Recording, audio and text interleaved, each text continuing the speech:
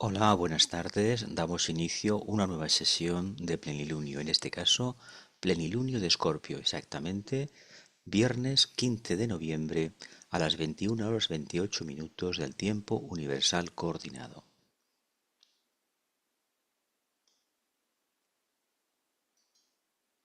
La nota clave del signo de Escorpio, el octavo trabajo de Hércules, dice así: Soy el guerrero y salgo triunfante de la batalla. Soy el guerrero y salgo triunfante de la batalla.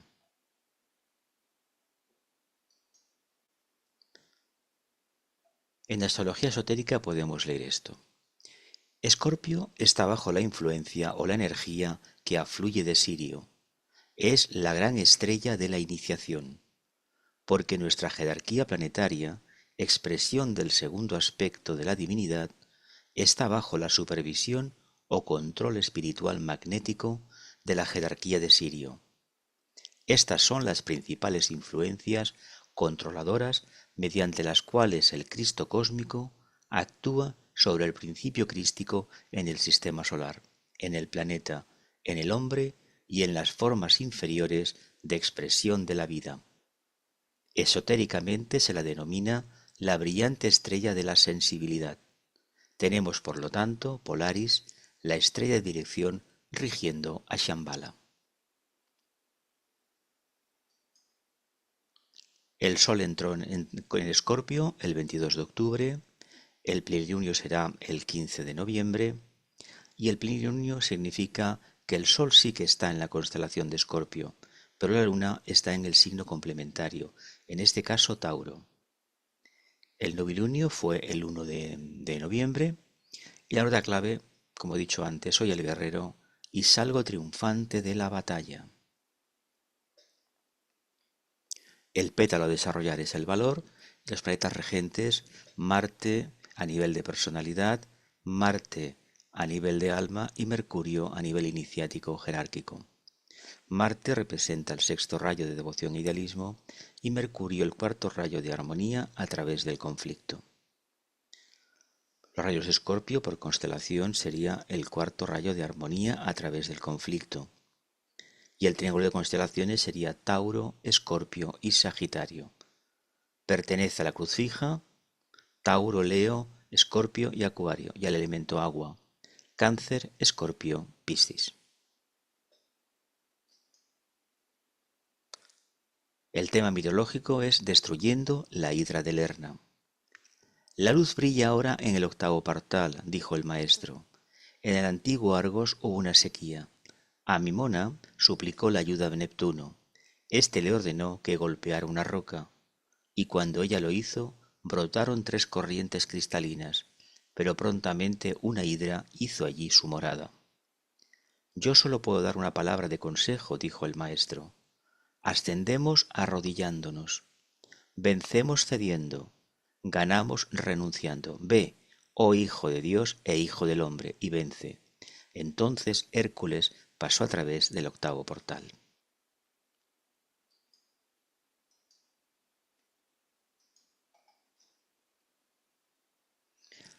La diferencia entre Escorpio y Libra, extraído del libro de Luis Huber, Los signos del zodiaco.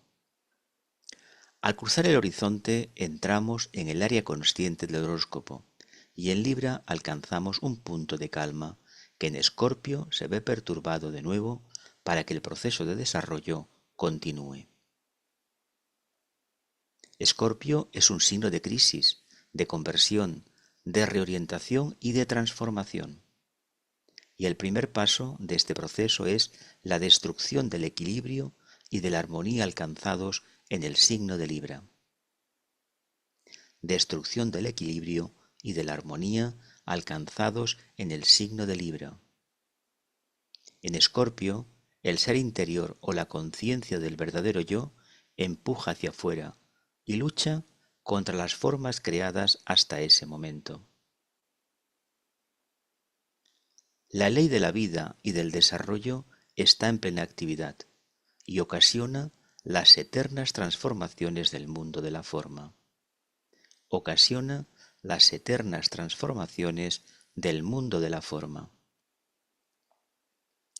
Una de las principales lecciones que Escorpio debe aprender es que en el proceso de desarrollo no se permite ni el apego ni el estancamiento, ni tampoco existe ningún tipo de seguridad absoluta.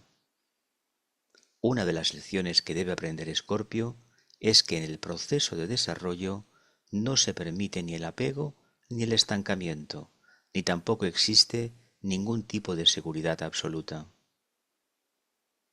Por el contrario, lo que se requiere es un constante esfuerzo por avanzar y la capacidad de reaccionar de forma flexible ante las transformaciones que exija la vida. Escorpio debe aprender a sentirse seguro en la inseguridad.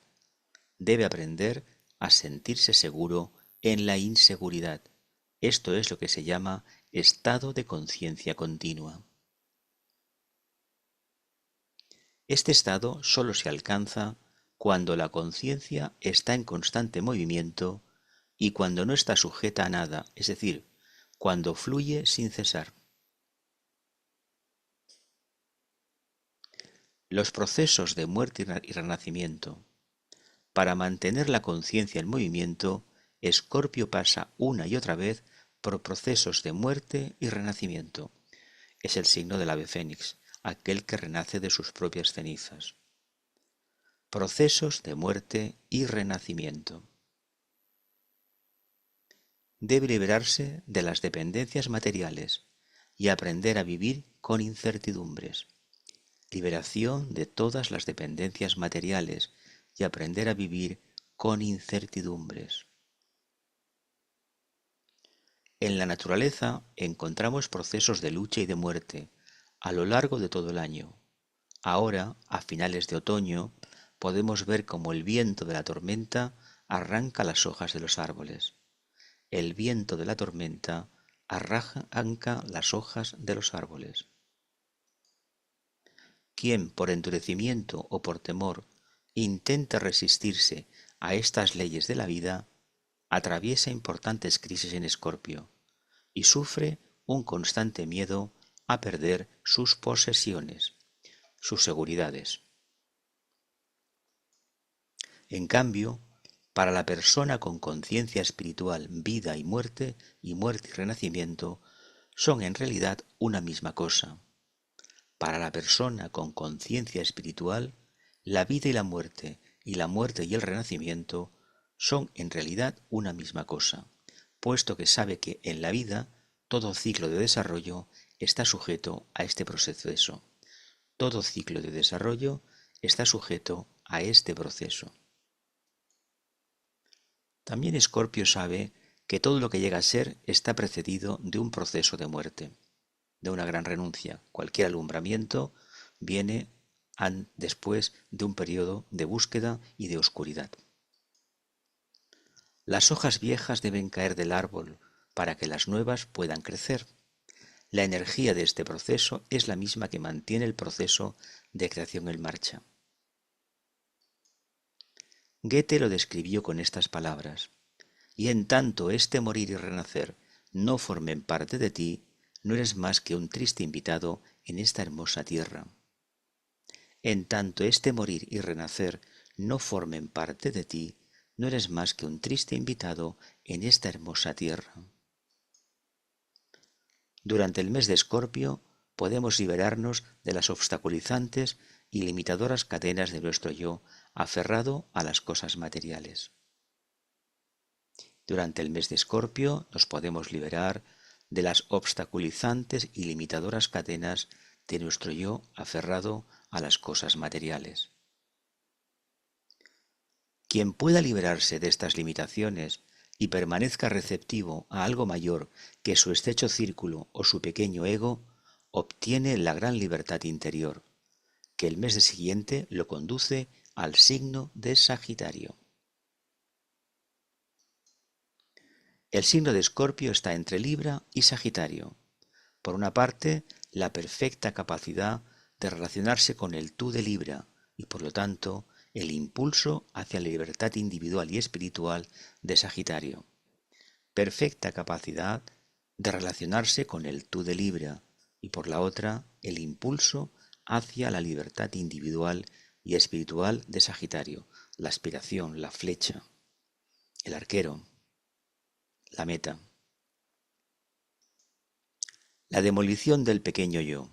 Según la psicología esotérica, el proceso de transformación y renacimiento requiere la demolición del pequeño yo, la personalidad. El pequeño yo es el conjunto de características de la personalidad y de formas aparentes del yo, roles que hemos ido construyendo poco a poco a lo largo del proceso de desarrollo, pero que no tienen nada que ver con el verdadero ser interior, yo superior o alma. Todo esto de este pequeño yo le llamamos morador en el umbral. Ahora, esa estructura del yo que con tanto amor y esfuerzo hemos levantado en el transcurso de nuestra vida debe ser derribada y destruida para que el verdadero ser interior se pueda desarrollar. Esa estructura del yo que con tanto amor y esfuerzo hemos levantado en el transcurso de nuestra existencia debe ser derribada y destruida para que el verdadero ser interior se pueda desarrollar. Desear liberarse de los malos hábitos, de los defectos y de los vicios parecería lógico, pero al tener que desprenderse también de supuestas virtudes, de roles que proporcionan éxito y de aparentes derechos adquiridos, la lucha entre el alma y la personalidad que se produce en Escorpio llega a un punto de auténtica rebelión. De hecho, es un gran trauma enfrentarse a la parte oscura. Te enfrentes a ti mismo, a todo aquello que desde el punto de vista de la personalidad más aprecias, todo aquello que tanto te ha costado conseguir. Eso que llamamos el carácter, el prestigio social, la afirmación particular, etc. Esa seguridad tiene que desaparecer para que sea reemplazada en su momento por la seguridad de la presencia del alma. Este proceso se ilustra muy bien en el Bhagavad Gita, cuando el alma Krishna le dice a Arjuna que para poder llegar hasta ella debe matar a sus enemigos y a sus parientes. Este proceso se ilustra muy bien en el Bhagavad Gita, cuando el alma Krishna le dice a Arjuna que para poder llegar hasta ella debe matar a sus enemigos y a sus parientes. Aquí el tema de la matar es metafórico, es transformar a fondo, transmutar, mejor dicho. Arjuna no puede comprenderlo y desesperado deja caer el arco y las flechas y se sienta en su carro tirado por caballos. Esta es la gran crisis de Escorpio. Nos dejamos llevar por nuestro pensamiento y por las formas mentales que hemos ido creando a lo largo no de una encarnación, de centenares o miles de encarnaciones. Escorpio representan las pruebas de la segunda iniciación, las aguas. Según el maestro tibetano, es la más compleja de adquirir en el planeta. Cuarto rayo, armonía a través del conflicto. Agua, Venus. Esto pertenece a la misma autora, Louise Huber, pero su libro Astrología y los 7 rayos. El cuarto rayo, el rayo de la pelea y de la lucha. Sentirse atraído y arrastrado de un extremo a otro. Crisis de decisión, experiencias de polaridad, lucha con ambos extremos. Oficialmente se le denomina el rayo de los artistas, de los pintores, todo aquel ser humano que crea. No tengamos en cuenta que la armonía dentro de la actividad diaria, del conflicto de la dualidad, que es la actividad diaria, se consigue después de ímprobos esfuerzos. Para conseguir una armonía, una expresión libre del alma, que sería en realidad esta armonía, debemos romper todas las capas de la personalidad, todos los apegos, y eso es una lucha que es muy compleja. En el tema mitológico se habla de la hidra, un ser terrible que tenía 3 cabezas. La primera opción que tiene Hércules es cortar una cabeza, pero cortaba una cabeza y salían 2 más, por lo tanto al final eran 9. ¿Y qué pasa con estas cabezas? Que nos hablan de cualidades, de defectos que tenemos que solucionar. Si somos valientes, la prueba sigue adelante. Habrá una encarnación que nos tocará vivenciar toda la experiencia de Escorpio, seguramente. Y a lo mejor es el preludio de una gran expansión de conciencia. El rayo de la pelea y la lucha, sentirse atraído y arrastrado de un extremo al otro. Crisis de decisión, experiencias de polaridad, lucha con ambos extremos.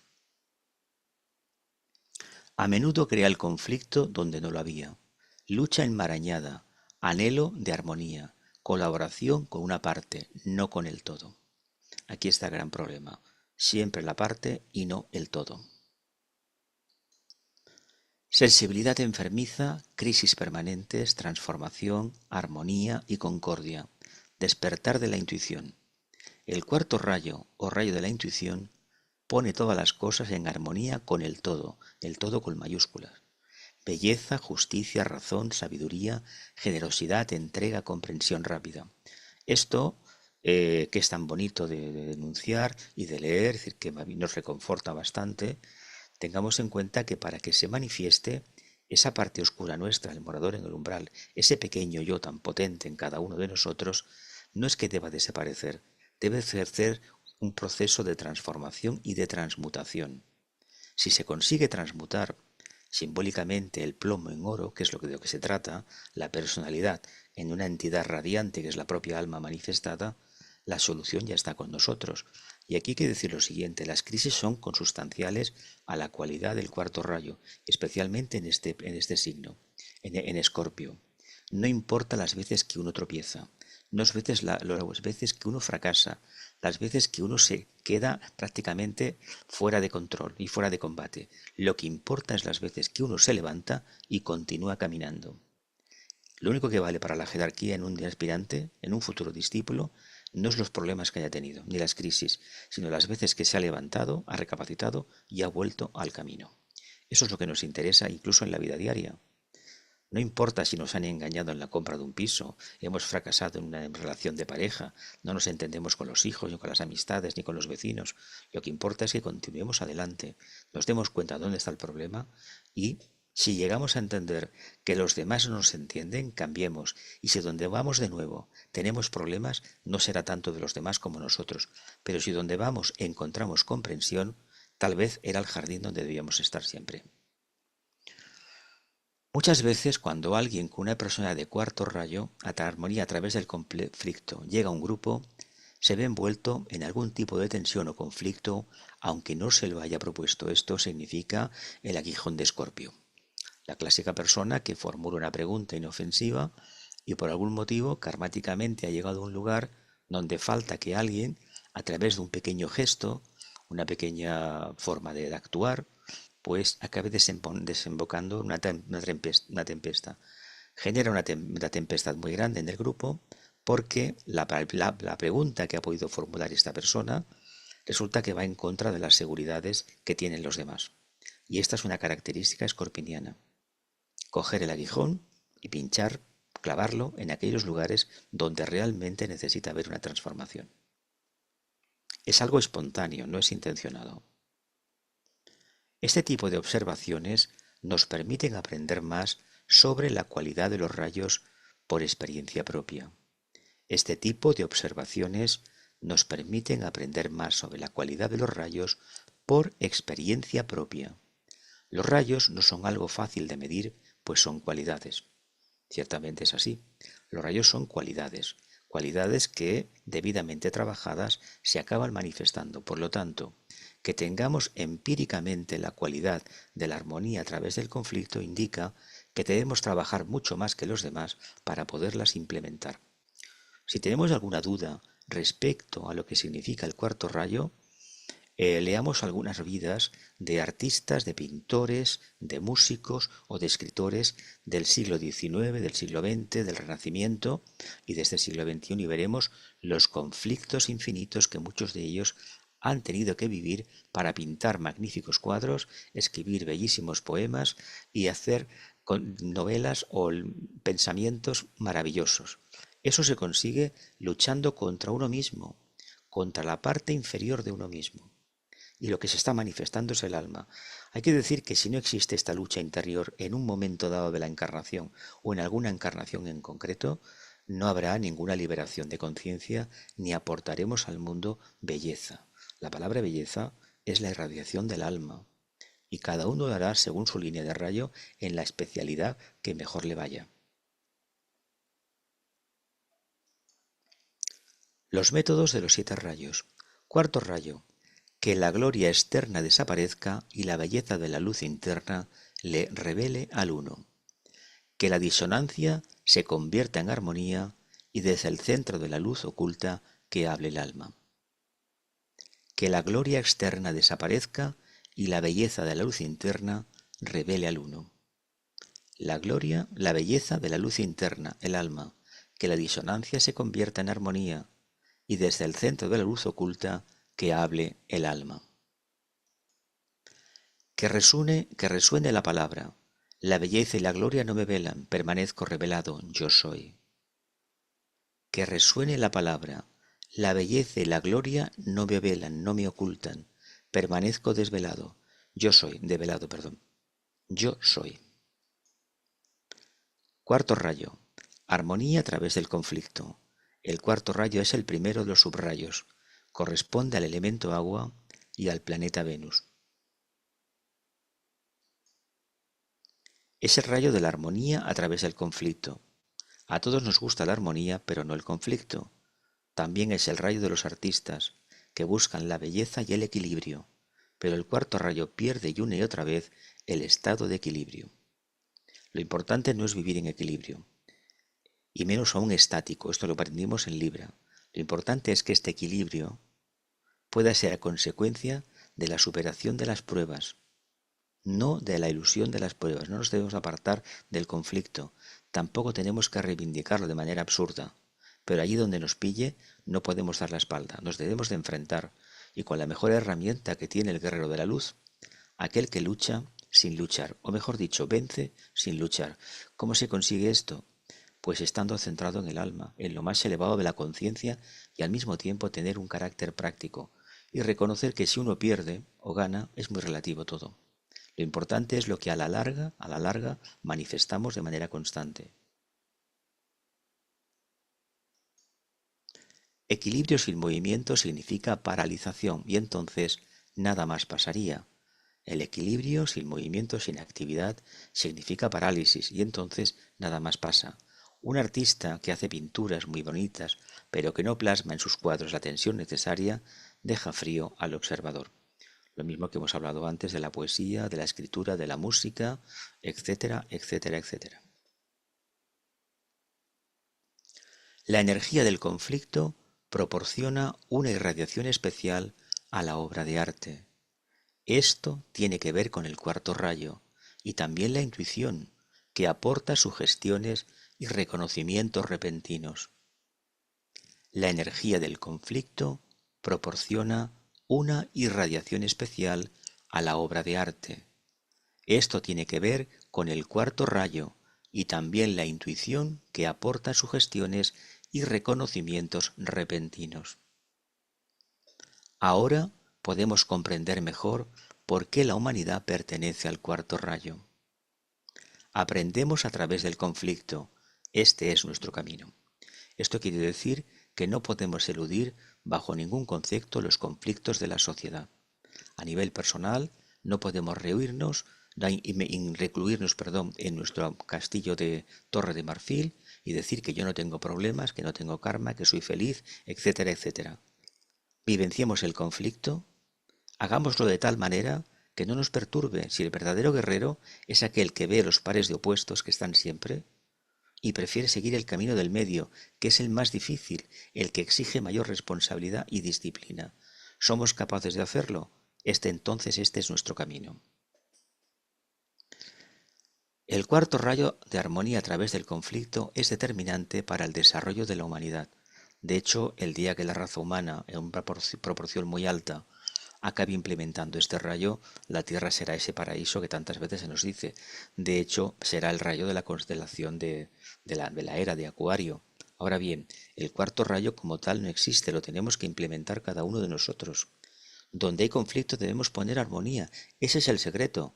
La gente se queda que bien, voy a trabajar los colores, es un pintor porque Urano me lo permitirá. No, tu conciencia te lo va a permitir. La energía estará disponible, pero si uno no la emplea, no dará ningún resultado. Dice, esto nos permite ver el cuarto rayo de una manera distinta y además se podría decir abiertamente que lo que va a acontecer con ese séptimo rayo que tanto hablamos de la era de Acuario es la plasmación objetiva del cuarto rayo, de la armonía a través del conflicto, porque la razón de ser de toda la evolución y de este séptimo rayo en concreto es que en el eje que es el cuarto rayo, la segunda emanación de Brahma, también conocido así, va a ser el eje de toda la civilización futura. ¿Cuándo la veremos? Cuando llegue el momento. No olvidemos que estamos trabajando para un futuro, para un presente, pero básicamente en el tema esotérico de lunas, para un futuro. Y este futuro vendrá cuando tenga que venir. Si volvemos a encarnar dentro de centenares de años, ya se verá lo que se ha hecho. Y cosas que tenemos ahora y que disfrutamos de ellas, no las hemos conseguido nosotros. Las han provocado otros que vinieron antes de nosotros.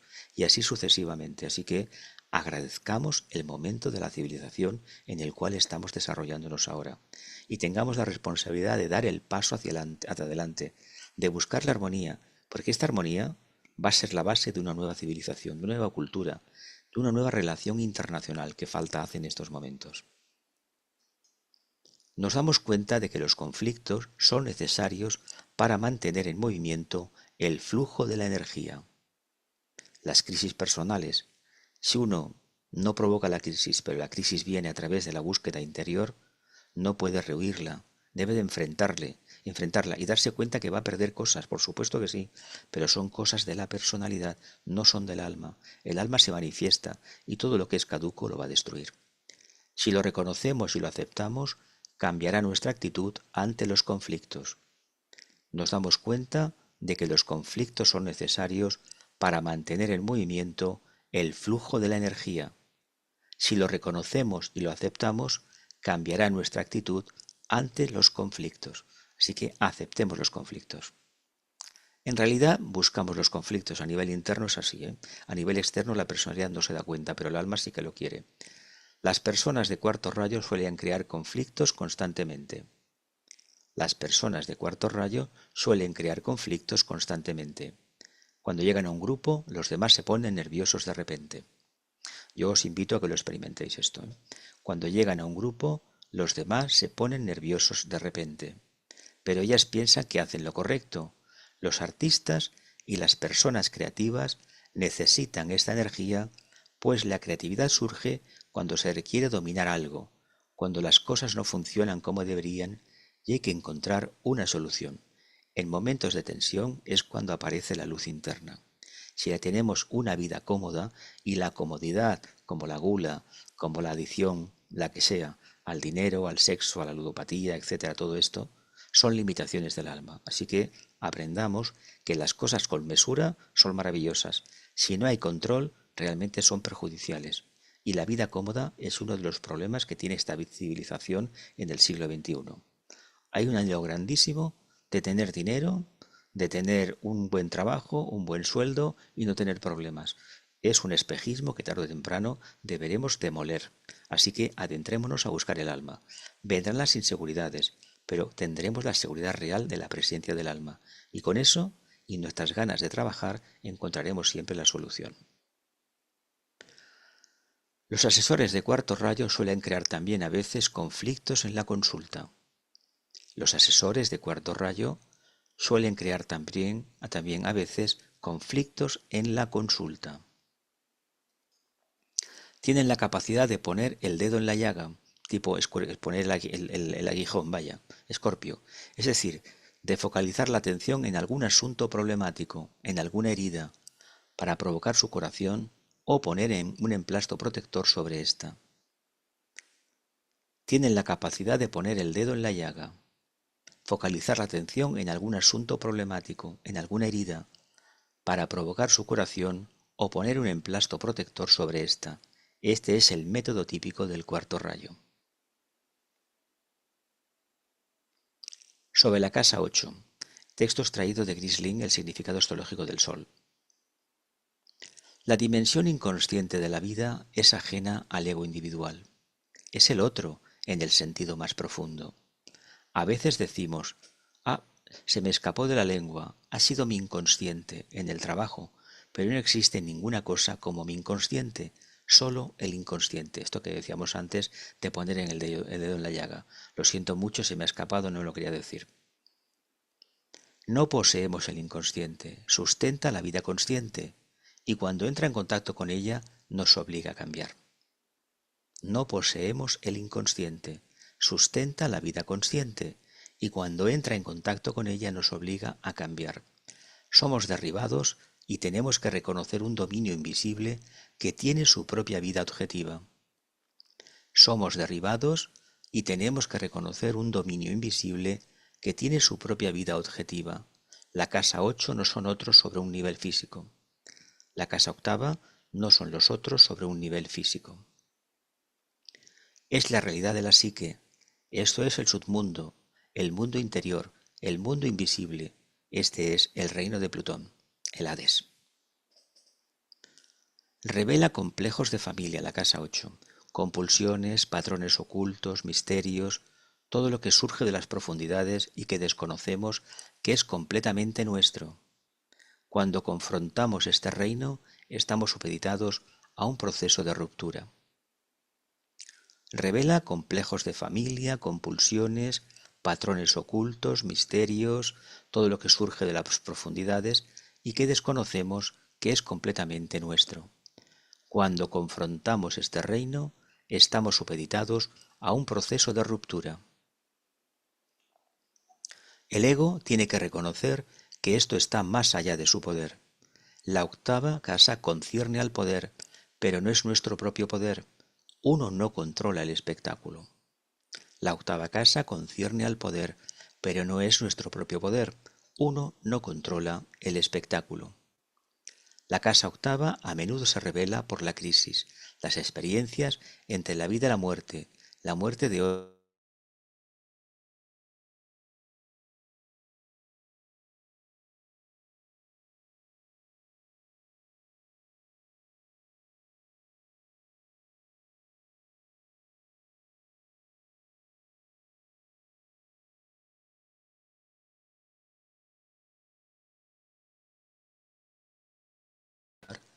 y revelan de forma profunda las dimensiones más misteriosas de la vida. Con el Sol en la casa 8, por lo general descubrimos este reino muy temprano y nos vemos a menudo obligados a reconocer de mala gana que no poseemos ningún control sobre la vida. Con el Sol en la casa octava, por lo general descubrimos este reino muy temprano y nos vemos a menudo obligados a reconocer de mala gana que no poseemos ningún control sobre la vida. No podemos evitar este reino, así es que debemos aprender a vivir con él y a generar una relación que tenga una expresión creativa. Pero para hacerlo tenemos que seguir el proceso de la casa octava. Debemos aprender a vivir con él, a generar una relación que tenga una expresión creativa, pero para hacerlo tenemos que seguir el proceso de la casa octava. Tenemos que sostener sin apego lo que pensamos que es nuestro. Tenemos que estar preparados para ser cambiados por lo que encontramos en la vida. Tenemos que decir, no puedo luchar más. Me rindo, estoy derrotado, renuncio a mi poder. En nuestra derrota hacemos una conexión con algo. Tenemos que sostener sin apego lo que pensamos que es nuestro. Tenemos que estar preparados para ser cambiados por lo que encontramos en la vida. Tenemos que decir, no puedo luchar más. Me rindo, estoy derrotado, renuncio a mi poder. En nuestra derrota hacemos una conexión con algo. En nuestra muerte cobramos vida. En nuestra crisis descubrimos una serenidad inesperada. En nuestra pérdida encontramos algo. La lucha no es inadecuada con el Sol en la casa 8, pero sí es la arrogancia y también la superficialidad. Está hablando de un proceso de muerte, de una crisis, y aquí es donde el cuarto rayo Escorpio vence.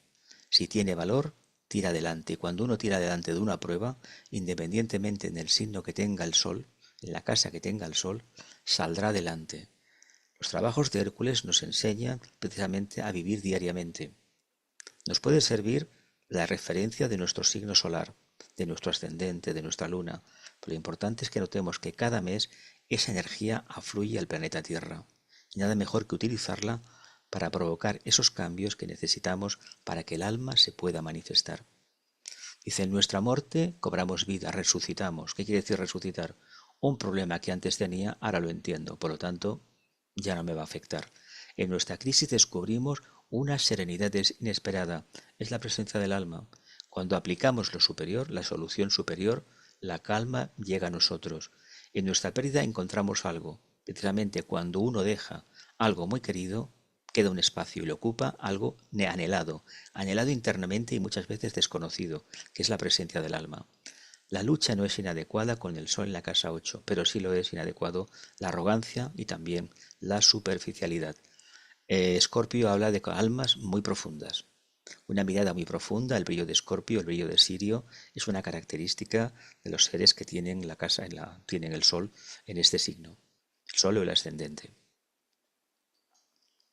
Escorpio, el escorpión, astrología esotérica del maestro tibetano Alisan Bailey.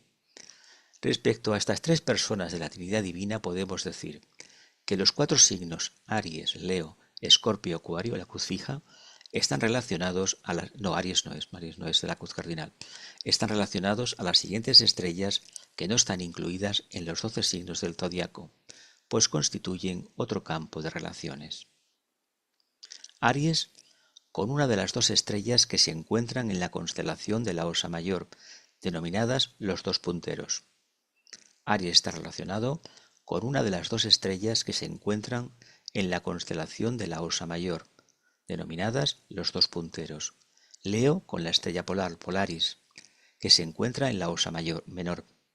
Polaris, la estrella polar que se encuentra en la Osa menor. Polaris es la estrella polar en estos momentos, pero va cambiando a medida que pasan las constelaciones. Escorpio con Sirio, la estrella del Can, del perro. Acuario con Alción, una de las 7 Pléyades, de las 7 hermanas. Escorpio está bajo la influencia o la energía que afluye de Sirio. Es la gran estrella de la iniciación, porque nuestra jerarquía planetaria, expresión del segundo aspecto de la divinidad, está bajo la supervisión o control espiritual magnético de la jerarquía de Sirio. Además se dice que el Logos solar es un discípulo del Logos de Sirio. Estas son las principales influencias controladoras mediante las cuales el Cristo cósmico actúa sobre el principio crístico en el sistema solar, en el planeta, en el hombre y en las formas inferiores de expresión de la vida. Esotéricamente se la denomina la brillante estrella de la sensibilidad. La brillante estrella de la sensibilidad. Tenemos, por lo tanto, Polaris, la estrella de dirección, rigiendo a Shambhala. Más adelante, otra estrella polar sustituirá a Polaris, debido a la interacción de fuerzas y al cambio y movimientos generales en el universo. El nombre y la cualidad de esta estrella únicamente será revelado en la iniciación. Sirio, la estrella de la sensibilidad, rigiendo a la jerarquía. Alción, la estrella del individuo rigiendo a la humanidad. La estrella del individuo rigiendo a la humanidad. Por lo tanto, en relación como lo hemos leído antes del tema de Escorpio, si un ser humano da un paso al frente, obtiene este triunfo sobre su parte oscura, es decir, esto es el bautismo de las aguas, realmente es un ser que acabará influenciando en la humanidad, no de manera directa como lo entendemos, sino de manera indirecta con la irradiación de su alma, de su actividad inteligente y de su bonomía y saber hacer, y con un grandísimo sentido de responsabilidad, cosa que en estos tiempos a veces brilla por su ausencia. Decimos que la clase política, por ejemplo, es un reflejo fiel del pueblo que la vota. Por lo tanto, si la clase política no tiene sentido de responsabilidad, el pueblo tampoco. También deberíamos decir que el verdadero amor es el sentido de responsabilidad. Somos responsables de lo que nos pasa a nosotros y de lo que les pasa a nuestros congéneres, y esto lo olvidamos, incluyendo también al reino animal, el vegetal y el mineral, incluso los reinos subhumanos y superhumanos. Pero esto pocos seres humanos lo reivindican, comparativamente a los miles de millones que poblamos la Tierra. Escorpio es la gran constelación cuya influencia determina el punto de cambio en la vida de la humanidad. Escorpio es la gran constelación cuya influencia determina el punto de cambio en la vida de la humanidad y en la del ser humano individual. Por primera vez en la historia del género humano y de los discípulos, la energía de Sirio, afluyendo a los 7 grupos que forman nuestra jerarquía planetaria, evoca respuesta. Por primera vez en la historia del género humano y de los discípulos, la energía de Sirio, afluyendo a los 7 grupos que forman nuestra jerarquía planetaria, evoca una respuesta. Les recordaré, dice el maestro, un hecho básico en el proceso evolutivo, que con el tiempo la astrología comprobará científicamente más allá de toda controversia. Este hecho radica en que las energías y fuerzas afluyen incesante, potente y cíclicamente sobre nuestro sistema y vidas planetarias. No obstante, sólo se consideran hoy como existentes cuando se evoca una respuesta definida. Este hecho radica en que las energías y fuerzas afluyen de forma incesante y potente y cíclicamente sobre nuestro sistema y vidas planetarias. No obstante, sólo se consideran hoy como existentes cuando se evoca una respuesta definida. En Escorpio, Hércules se convirtió en el discípulo triunfante. En Tauro, el Buda logró la victoria sobre el deseo y llega a la iluminación. En Piscis, el Cristo venció a la muerte y se convirtió en el Salvador del mundo. Esto es arquetípico. En Escorpio, Hércules, el discípulo, se convirtió en discípulo triunfante. En Tauro, el Buda logró la victoria sobre el deseo y llegó a la iluminación. En Piscis, el Cristo venció a la muerte y se convirtió en Salvador del mundo. Estas 3 constelaciones forman un triángulo de iniciación de profunda importancia, porque proporcionan las condiciones y energías que pondrán a prueba y perfeccionarán los 3 aspectos de la personalidad, a fin de que se conviertan en verdaderos reflejos de los 3 aspectos divinos. Estas 3 constelaciones, releo, forman un triángulo de iniciación de profunda importancia, porque proporciona las condiciones y energías que pondrán a prueba y perfeccionarán los 3 aspectos de la personalidad, a fin de que se conviertan en verdaderos reflejos de los 3 aspectos divinos. Conciernen principalmente al alma y al cuerpo, y se expresan, por lo tanto, a través de la cruz mutable y la cruz fija, pero no de la cruz cardinal.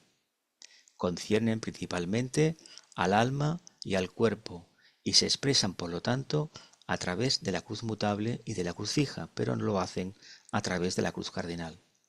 A lo antedicho, podríamos agregar, dice el tibetano, lo siguiente. 1. Escorpio lleva la prueba directamente a la vida del plano físico. Escorpio lleva la prueba directamente a la vida del plano físico, y cuando se la enfrenta y maneja allí, la vida del hombre es ascendida a los cielos, y el problema implicado en la prueba se resuelve por el empleo de la mente razonadora. La vida del hombre es entonces ascendida a los cielos y el problema implicado en la prueba se resuelve por el empleo de la mente razonadora. 2. Tauro rige el deseo y lleva la prueba al plano emocional o astral, y hace ascender la sensibilidad de deseo del aspecto es forma, de la vida al mundo de la percepción sensoria, denominado plano intuicional. Tauro rige el deseo y lleva la prueba al plano emocional o astral, y hace ascender la sensibilidad de deseo del aspecto forma de la vida al mundo de la percepción sensoria, denominada plano intuicional. Hay una transmutación directa del plano del deseo, del mundo emocional, y esto nos acerca directamente al plano de la intuición, al plano búdico. En Piscis, 3 lleva la prueba a la región de los procesos mentales, el reflejo del aspecto voluntad de la divinidad. El problema del iniciado en este signo está expresado por el Cristo en la frase: Padre, hágase tu voluntad y no la mía. Padre, hágase tu voluntad y no la mía. Las pruebas hacen ascender la voluntad propia de la personalidad a la región de la voluntad divina, trayendo como resultado la inspiración y el surgimiento de un Salvador del mundo. 3. Piscis. Lleva la prueba a la región de los procesos mentales, el reflejo del aspecto voluntad de la divinidad. El problema del iniciado en este signo está expresado por el Cristo en la frase: Padre, hágase tu voluntad. Reivindicar la voluntad de la mónada, ni de la personalidad ni del alma, la mónada, el Padre. Las pruebas hacen ascender la voluntad propia de la personalidad a la región de la voluntad divina, trayendo como resultado la inspiración y el surgimiento de un Salvador del mundo. Las tres pruebas de Escorpio también conciernen a los tres aspectos del ser humano cuando se fusionan y mezclan en el plano físico. Primero, la prueba de la apetencia, que constituye las predilecciones y tendencias naturales inherentes a la naturaleza animálica, las cuales son principalmente tres: el sexo, la comodidad física y el dinero, como energía concretizada. El sexo, la comodidad física y el dinero como energía concretizada. Segundo, las pruebas conectadas con el deseo y el plano astral. Son de naturaleza más sutil, produciendo efectos automáticos en el plano físico. No son inherentes a la naturaleza animal, sino impuestas por la naturaleza de deseos, que también son tres: temor, odio y ambición, o deseo de poder. Tercero, las pruebas de la censuradora mente inferior, que son orgullo, separatividad y crueldad. En realidad, las 9 cabezas de la hidra se pueden resumir en tres: el poder, el dinero y el sexo, porque básicamente nos habla de ambiciones y nos habla de cosas de deseos. El dinero no es negativo, el sexo tampoco, el poder tampoco, es el uso inconsciente que hacemos de ellos. Las pruebas de la censurada mente inferior, que son orgullo, separatividad y crueldad. Hay que decir que el peor de las cabezas de la hidra es la cabeza mental, y especialmente la crueldad mental. Pensemos que podemos matar con el pensamiento, y esto a veces lo olvidamos. El pensamiento negativo, enfocado en algún ambiente o una persona, puede provocar auténticos estragos. Así que abstengámonos de utilizar la mente para esa función. Recuerden que el peor tipo de crueldad no es de naturaleza física, sino más bien de carácter mental. El peor tipo de crueldad no es de naturaleza física, sino más bien de carácter mental. Eso hay que descubrirlo, llevará su tiempo, pero nos vamos a sorprender. Por lo tanto, dentro de las categorías de lo que debe ser probado y comprobado que no existe, tenemos las siguientes categorías que volveré a enumerar debido a su importancia fundamental. Sexo, la relación entre los pares de opuestos. Estos pueden ser utilizados en forma egoísta o fusionados divinamente. Relación entre los pares de opuestos. Estos pueden ser utilizados en forma egoísta o fusionados divinamente. Bienestar físico, condiciones de vida que han sido apropiadas de forma egoísta.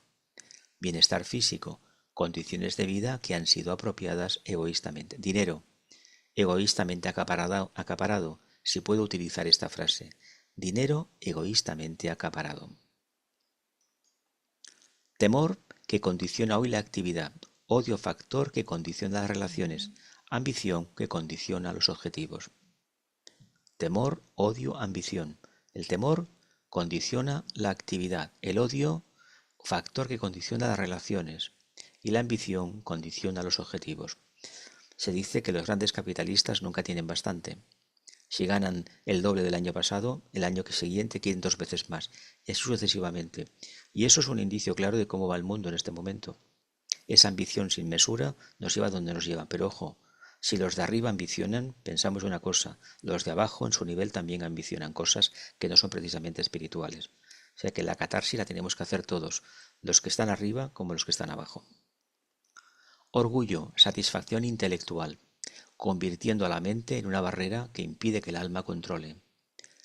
Orgullo, satisfacción intelectual, convierte a la mente en una barrera que impide que el alma controle. Separatividad, actitud aislada, convirtiendo a la mente en una barrera que impide las correctas relaciones grupales. Separatividad, actitud aislada, que convierte a la mente en una barrera, un impedimento a las correctas relaciones grupales. Generalmente una persona muy mental, salvo casos excepcionales, no quiere contactar con los demás. ¿Por qué? Porque no tienen su nivel de percepción y su inteligencia. Crueldad, sentirse satisfecho con los métodos de la personalidad, convirtiendo a la mente en un instrumento del sentido de poder. Esta es una característica de aquellas personas que tienen una fuerte personalidad, según se dice, que son admiradas por algunos y son repudiadas por bastantes. crueldad, sentirse satisfecho con los métodos de la personalidad. No olvidemos que la personalidad es el ente, es esa construcción que debemos desmontar para que el alma se pueda manifestar. O sea que nos queda trabajo por delante. En Escorpio, Hércules se convirtió en discípulo triunfante. Repetimos esto. En Tauro, Buda logró la victoria sobre el ego y le llegó la iluminación. Y en Piscis, Cristo se convirtió en un salvador del mundo. No olvidemos que el trabajo número 12, el pétalo a desarrollar por el discípulo, es la renunciación. Y esta renunciación implica la cuarta iniciación, la salida del cuarto reino y la entrada en el quinto reino. Estas tres constelaciones forman un triángulo de iniciación de profunda importancia. Proporcionan las condiciones y energías que pondrán a prueba y perfeccionarán los tres aspectos de la personalidad a fin de que se conviertan en verdaderos reflejos de los tres aspectos divinos. Conciernen principalmente al alma y al cuerpo y se expresan, por lo tanto, a través de la cruz mutable y la cruz fija, pero no de la cruz cardinal. Conviene remarcar esto, ¿dónde está el problema realmente? Escorpio pertenece a la cruz fija, es una cruz muy dura en estos momentos. Astrología espiritual de Kirala Krishnamacharya. Escorpio. Escorpio es el tercer signo y el segundo signo de agua del zodiaco. Escorpio gobierna las aguas serenas y profundas. Tercer signo fijo y el segundo fijo signo de agua del zodiaco. Escorpio gobierna las aguas serenas y profundas. Todas las charcas, estanques, abismos y agujeros, las regiones oscuras por debajo del nivel de la tierra, las plantas que aman la sombra, los animales y los hombres y todas las criaturas venenosas que se arrastran horizontalmente sobre la tierra están gobernadas por Escorpio. De ahí que tenga la mala fama que tiene el signo, pero no olvidemos que al final Escorpio, la hidra de Lerna, se convierte precisamente en un águila, por lo tanto un alma liberada de la atracción por la materia. Las grutas no habitadas, los lugares secretos y los habitáculos subterráneos de los criminales pertenecen a este signo. No solamente eso, todas las grutas, templos de iniciación, librerías secretas y moradas de los grandes adeptos se encuentran también bajo este signo. Básicamente no por el tema de perversiones como se puede entender a primera vista, sino por el valor, la fortaleza interna que el alma expresa a través de este signo. Así que hay de todo en la viña del Señor y apostemos por encontrar la luz. Y sí, son características de seres que van en una línea de trabajo diferente a la humanidad. El secreto es la nota clave de este signo. Los pozos de petróleo y los tesoros ocultos están conectados con Escorpio. El secreto es la nota clave de este signo. Donde no hay posibilidad de que entre la luz del sol y donde hay oscuridad constante, allí hay influencia de Escorpio.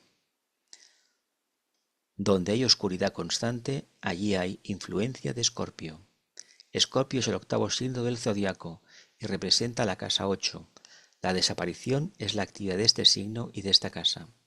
La desaparición de la luz del alma mediante una gradual caída en el estado de materia es el proceso que tiene lugar en este caso.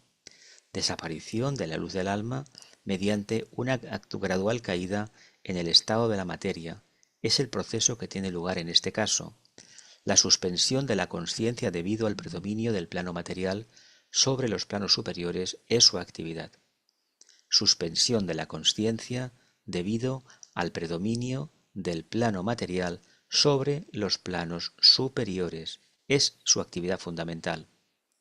La muerte, la pérdida de la consciencia, el desvanecimiento y el estado de coma son producidos por la influencia de este signo. La muerte de la consciencia tiene lugar periódicamente en este punto. La cebolla, el ajo, el opio y otras materias tóxicas semejantes también pertenecen a Escorpio. La muerte, releo, la pérdida de la consciencia, el desvanecimiento y el estado de coma son producidos por la influencia de este signo. La muerte de la consciencia tiene lugar periódicamente en este punto. La cebolla, el ajo, el opio y otras materias tóxicas o semejantes también pertenecen a Escorpio. Se dice que los vegetales hemos de comer la parte que está por encima de la tierra. Las patatas se comen, pero en realidad sería interesante que no lo que está debajo de tierra, pero cada uno tiene que encontrar la dieta que más apropiada. El acto sexual como abuso, que es la causa de la caída del hombre, se debe a la influencia de Escorpio, se debe a un momento en la tercera raíz, la Lemuria, el problema que hubo con el tema del sexo. En el cuerpo físico, este signo representa los órganos genitales, los riñones, la vejiga, los órganos excretores, entran también bajo su jurisdicción. El acto sexual como abuso, que es la causa de la caída del hombre, se debe a la influencia de Escorpio. En el cuerpo físico, este signo representa a los órganos de procreación. Los riñones, la vejiga y los órganos excretores entran también bajo esta jurisdicción. Llegamos al tema del octavo trabajo de Hércules, destruyendo a la hidra de Lerna, a la parte oscura. Vamos a releer el texto. Básicamente es muy interesante, aunque ya lo conocemos de otros años, pero para que nos demos cuenta simbólicamente de lo que representa. La luz brilla ahora en el octavo portal, dijo el maestro. En el antiguo Argos hubo una sequía. A Mimona suplicó la ayuda de Neptuno. Este le ordenó que golpeara una roca, y cuando ella lo hizo, brotaron 3 corrientes cristalinas, pero prontamente una hidra hizo allí su morada. Prontamente una hidra hizo allí su morada. Junto al río Amimona está el infesto pantano de Lerna. Dentro de esta fétida ciénaga yace la monstruosa hidra, una calamidad en la comarca. Esta criatura tiene 9 cabezas y una de ellas es inmortal. Prepárate a combatir con esta repugnante bestia. Esta criatura tiene 9 cabezas y una de ellas es inmortal. Prepárate a combatir con esta repugnante bestia. No pienses que pueden servirte medios ordinarios. Destruyes una cabeza, 2 crecen aceleradamente. Hércules esperaba con expectación. Yo solo puedo dar una palabra de consejo, dijo el maestro. Ascendemos arrodillándonos, vencemos cediendo, ganamos renunciando. Ascendemos arrodillándonos, vencemos cediendo y ganamos renunciando. Ve, oh Hijo de Dios e Hijo del hombre, y vence. Entonces Hércules pasó a través del octavo portal. El estancado pantano de Lerna era una mancha que desalentaba a todos los que llegaban a sus confines. Su hedor contaminaba toda la atmósfera, era un espacio de 7 millas. Su hedor contaminaba toda la atmósfera en un espacio de 7 millas. Cuando Hércules se aproximó, tuvo que detenerse, pues solo el olor casi lo venció.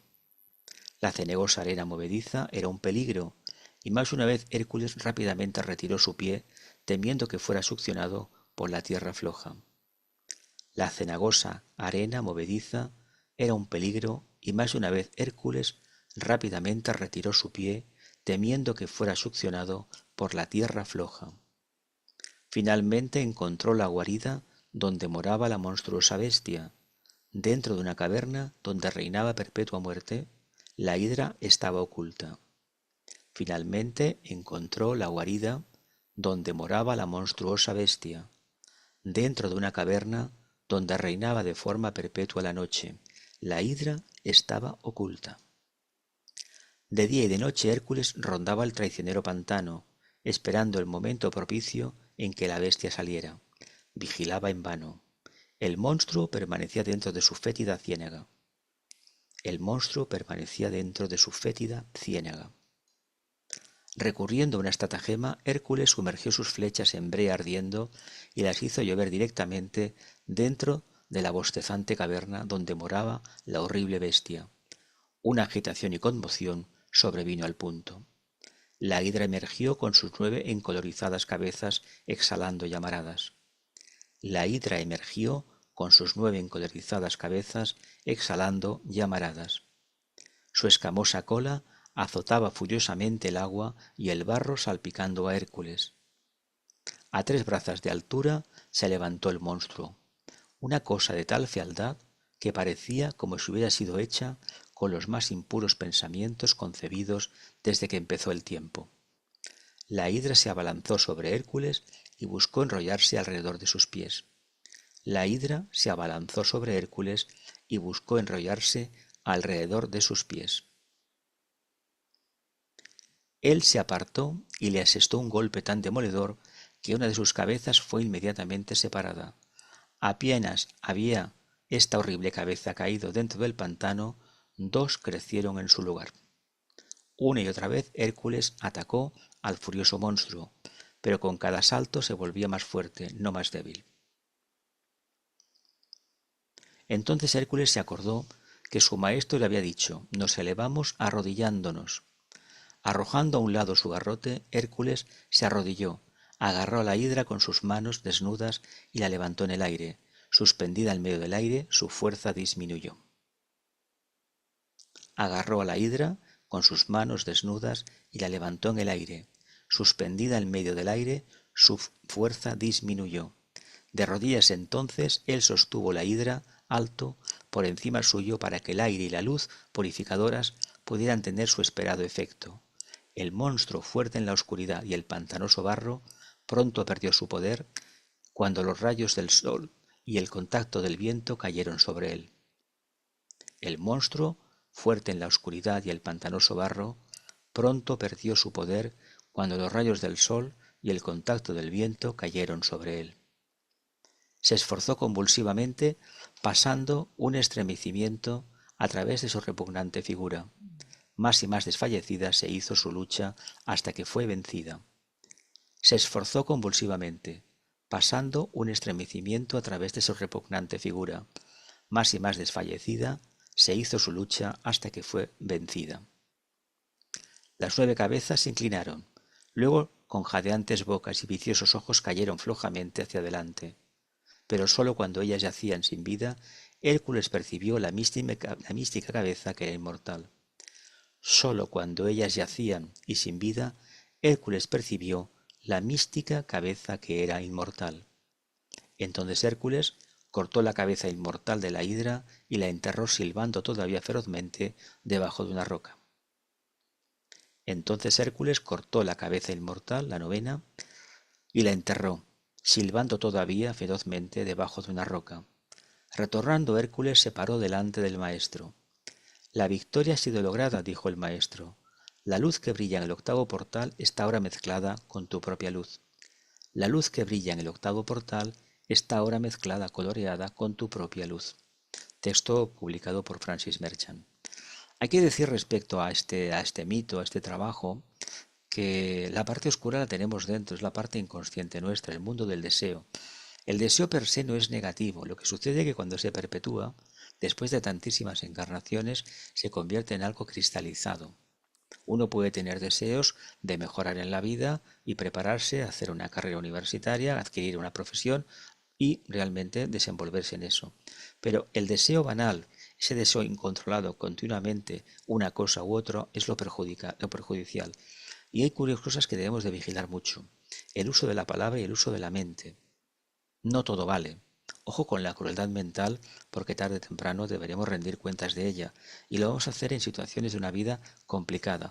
Y aquí lo que se nos dice claramente que aquel que es capaz de desnudar su conciencia, de trabajar con lo que tiene, de coger un problema, sacarlo del mundo inconsciente, ponerlo en el mundo consciente, analizarlo, dejar que la luz del alma, el sol, lo ilumine, automáticamente el problema se desvanece.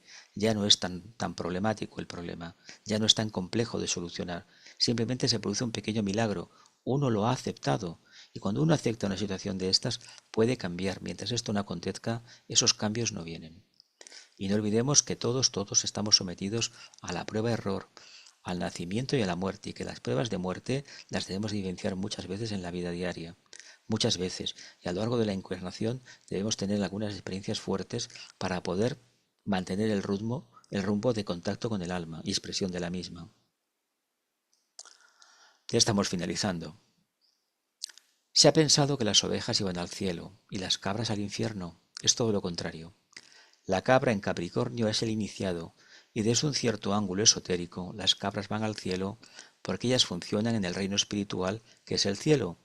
Las ovejas permanecen en la tierra, la que después de todo es el único infierno que uno puede posiblemente predicar, hasta que dejen de ser ovejas, hasta que aprendan a tener pensamiento individual, hasta que se transformen en cabras, escalen la montaña y cambien la posición de seguidores por la de buscadores independientes. Bueno, aquí tenemos una sugerencia de Alice Bailey de su libro Los trabajos de Hércules.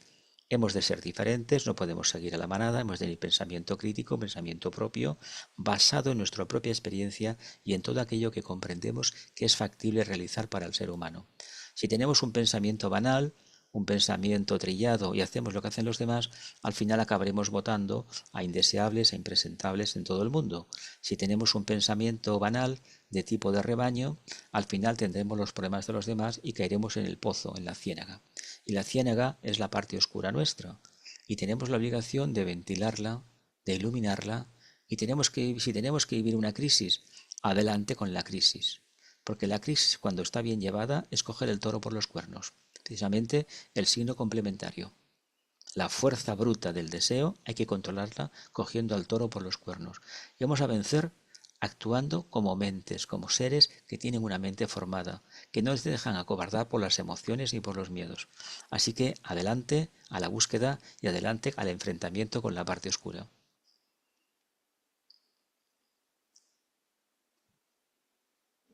Vamos a prepararnos ya para la meditación, que no se grabará.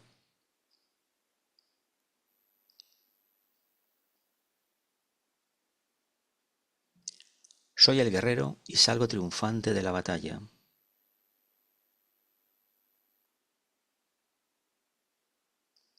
Soy el guerrero y salgo triunfante de la batalla.